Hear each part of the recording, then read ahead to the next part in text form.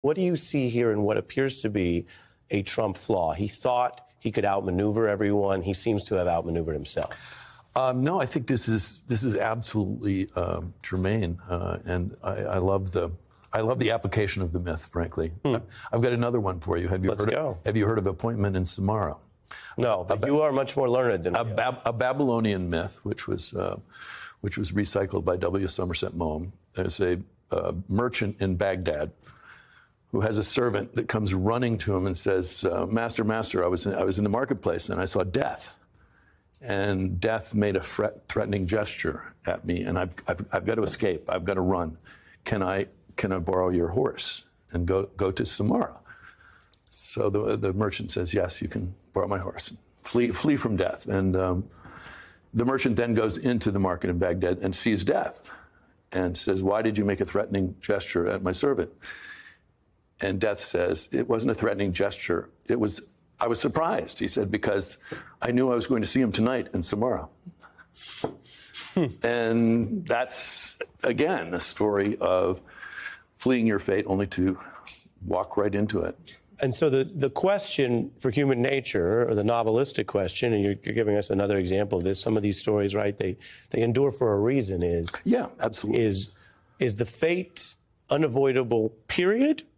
Or is there something we do as humans, our mistake, our tragic flaw, of the mistake is trying to control it, that itself is the problem? Well, it's kind of the Greeks were fatalists, and it's a little bit un-American, I think, to believe entirely in fate. We like to think that we are the authors of our fate, that we are self-created. And yet, somehow I think this illustrates both, in the sense that Trump is really the author of his own fate in this case.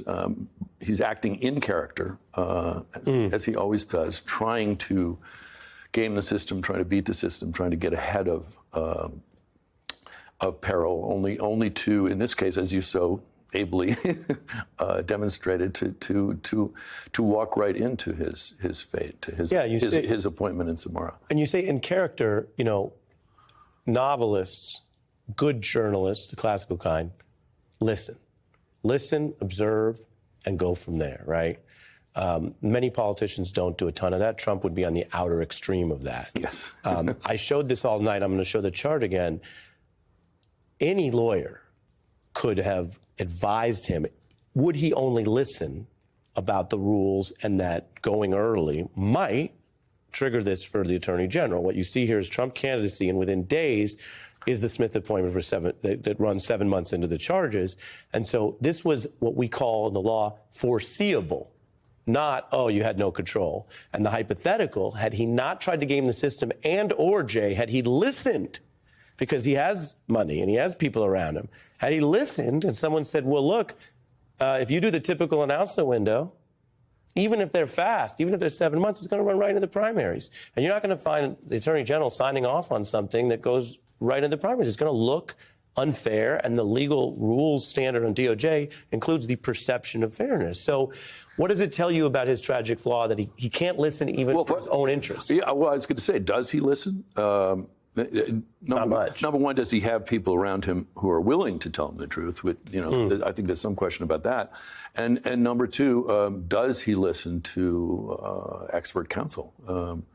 It seems to me that, like many with autocratic tendencies, Trump seems increasingly to surround himself with sycophants. And